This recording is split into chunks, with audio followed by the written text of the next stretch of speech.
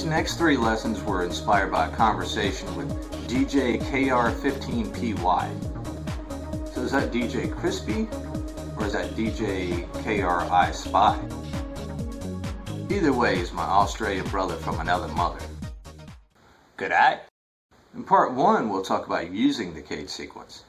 In part 2, we'll use the CAGED sequence to transpose chord progressions. Does sound good? Alrighty then. The CAGED sequence can be used over all chords in any given progression. Once you learn the shape, life gets much easier. For this exercise, you're going to need to take a capo and put it right here.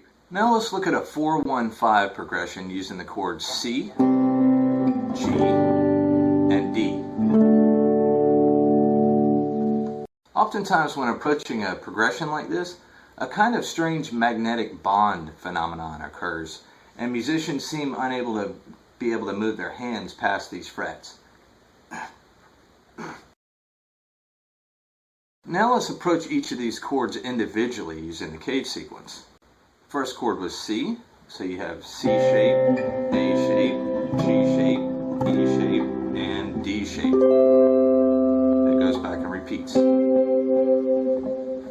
The next chord was G.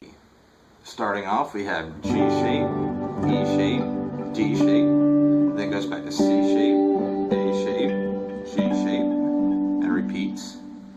The last chord was D.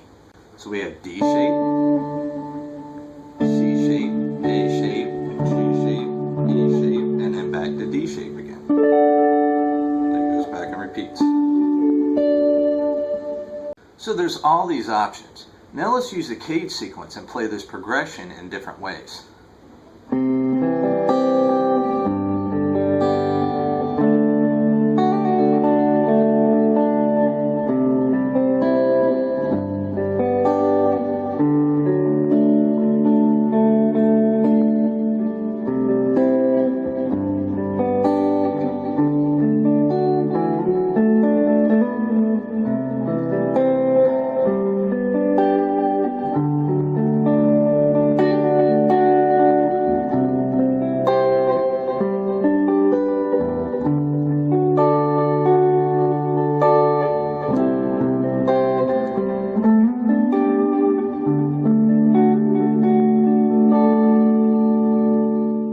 So there's lots of different ways of playing the same chord progression, and more creative ways of playing it, and all because of the CAGED sequence. So learn the pattern, practice it, and watch as you're amazed as you're able to play all over the neck, and without a capo.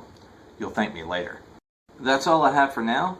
Thanks for watching, and make sure to stick around for part 2.